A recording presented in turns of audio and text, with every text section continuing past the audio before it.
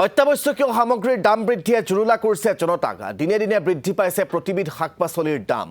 মধ্যভোগীৰ দপদপনিত অনিয়ন্ত্ৰিত ৰাজ্যৰ প্ৰতিখন বজাৰ। যোগীঘোপাৰ বজাৰত পিঁয়াজৰ দাম প্ৰতি কেজিত ৮০ টকা, নহৰুৰ দাম ৪০০ টকা। এতিয়া ৰাইজে নহৰু পিঁয়াজ কিনিবলৈ ভয় কৰিবলগীয়া হৈছে যোগীঘোপাৰ বজাৰত। আমি তাৰে কিছু পৰিৱেশ দেখুৱাবৰ বাবে সাংবাদিক খাদেমুল হুছেইনৰ কাষলৈ আপোনালোকক পোনপটীয়াকৈ লৈ যাব বিচাৰিছোঁ। খাদেমুল, পিঁয়াজ ৮০ টকা, যোগীঘোপাত ৪০০ টকাত নহৰু বিক্ৰী হৈছে। শাক পাচলিৰ কথা নকলোৱেই। যোগীঘোপাত ইমান মূল্য বৃদ্ধি হোৱাৰ কাৰণটো কি? নে মধ্যভোগী দালালৰ বাবে এতিয়া এই যন্ত্ৰণা ভোগ কৰিব লগা হৈছে সৰ্বসাধাৰণ ৰাইজে? হয় ৰাজদীপ, ইতিমধ্যে আপুনি উল্লেখ কৰিছে যে শাক পাচলিৰ সমান্তৰালকৈ বিশেষকৈ ক'ব লাগিব পিঁয়াজ আৰু নহৰুৰ দাম এতিয়া আকাশলংঘী হোৱা দেখিবলৈ পোৱা গৈছে। বিশেষকৈ ক'ব লাগিব ৰহুনৰ দাম প্ৰতি কিলোত ৪০০ টকা হৈছে আৰু পিঁয়াজৰ দাম প্ৰায় ৮০ টকাতকৈ ঊৰ্ধত এতিয়া বজাৰত বিক্ৰী হৈ আছে। আৰু মই এই মুহূৰ্তত উপস্থিত আছোঁ বঙাইগাঁও জিলাৰ তথা নামনি অসমৰ এখন আশাৰিয়াল বজাৰ, যিখন বজাৰৰ পৰা ইয়াৰ পৰা প্ৰতিদিনে নামনি অসমৰ বিভিন্ন অঞ্চললৈ খাদ্য সামগ্ৰী বিশেষকৈ শাক পাচলি ইয়াৰ পৰা লৈ যাই বিক্ৰী কৰা হয়। কিন্তু আজিৰ তাৰিখত দেখিবলৈ পোৱা গৈছে যে প্ৰতিবিধ শাক পাচলিৰ সমান্তৰালকৈ ৰহুন আৰু পিঁয়াজ বিশেষকৈ ক'ব লাগিব গৃহিণীয়ে ৰান্ধনী ঘৰত কন্দাৰ কথাটো ইয়াত উল্লেখ কৰিব নোৱাৰি। ইয়াত বজাৰত ক্ৰয় কৰাৰ টাইমতে কান্দিব লগা হৈছে পিঁয়াজৰ ক্ষেত্ৰত। আৰু মই যিহেতু ইয়াত স্থানীয় লোক কিছু বজাৰ কৰিবলৈ আহিছে, মই আপোনাৰ পৰা পোনে পোনে জানিব বিচাৰিছোঁ যে পিঁয়াজ ৮০ টকা, ৰহুন ৪০০ টকা কিলো, কি ক'ব এই মুহূৰ্তত? কি ক'ম আৰু, এইখন চৰকাৰে আমাক প্ৰতিশ্ৰুতি দি আহিছিল যে মূল্যবৃদ্ধি ৰোধ কৰিব বুলি। এইখন চৰকাৰ অহাৰ পাছত আৰু মূল্যবৃদ্ধি বেছিহে হৈছে।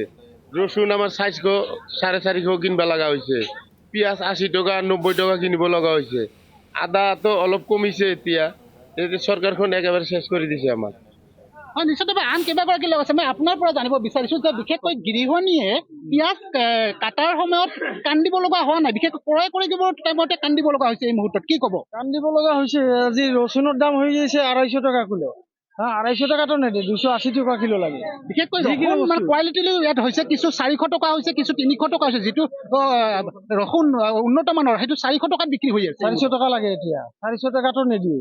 ঘূৰি আছো বজাৰত, কি ক'ব এতিয়া? আমি ইনকামৰ ওপৰত খাব লগা হৈছে এতিয়া।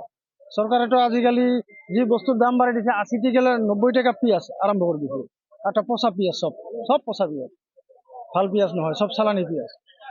হয় ৰাজদীপ, এই মুহূৰ্তত এটা কথা উল্লেখ কৰিব লাগিব যে কিছু সামগ্ৰী বিশেষকৈ ৰহুনৰ ৪০০ টকা কিলো, কিন্তু তাৰ সমান্তৰালভাৱে পিঁয়াজৰ কথা ক'ব লাগিব। পিঁয়াজৰ কোৱালিটি ইয়াত কথা উল্লেখ কৰা হৈছে যে যিবোৰ পিঁয়াজ এই মুহূৰ্তত ৮০ টকাত বিক্ৰী হৈ আছে, সেই পিঁয়াজবোৰৰ কিন্তু মান একেবাৰে নিম্নগামৰ। আৰু এই ধৰণে এইখন বজাৰৰ পৰা যোগীঘোপাৰ এইখন বজাৰৰ পৰা নামনি অঞ্চলৰ বিভিন্ন স্থানলৈ বিক্ৰী কৰে। কিন্তু তাৰ পিছতো দেখিবলৈ পোৱা গৈছে যে এইখন বজাৰতে মূল্য এই মুহূৰ্তত আকাশলংঘী হোৱা দেখিবলৈ পোৱা গৈছে। পিঁয়াজ ৮০ টকাৰ ঊৰ্ধত, ৰহুন ৪০০ টকাৰ ঊৰ্ধত এই মুহূৰ্তত বিক্ৰী হোৱা দেখিবলৈ পোৱা গৈছে। ইয়াত যিহেতু যিবোৰ দোকানী আছে, মই দোকানীৰ পৰা জানিব বিচাৰিছোঁ ৰহুন আপুনি কিমানকৈ বিক্ৰী কৰি আছে? ২৪০ টাকা। আৰু যিটো উন্নত মানৰ সেইটো কিমানত বিক্ৰী কৰি আছে? এইটো ৩০০ টাকা, যেটা লোকেল তাৰ ৩০০ টাকা, আৰ যেটা চালানি চাইনাৰ পৰা আহে এটা ২৪০ টাকা। দাম বৃদ্ধি হোৱাৰ কাৰণটো কি? দামটা বেশি হয়ে গেছে, অলপ কমালে ভাল হয়। সৰকাৰেৰ পৰা এটা আমাৰ আবেদন যে দামটা কম হলে পাবলিকেও খাব পাৰে, আমাৰও বিক্ৰি কৰা সুবিধা হয় আৰ কি। আপোনালোক যিহেতু গ্ৰাহক ক্ৰয় কৰিবলৈ অহা নাই, নিশ্চয় গ্ৰাহকে আপোনালোকক বিভিন্ন ধৰণৰ প্ৰশ্নবান কৰে, কি ক'ব? করে প্রচলন মানে করে, দামটা বেশি হয়েছে, অলপ কমালে আমারে ভালো হয় খাওয়ার কারণত আর কি।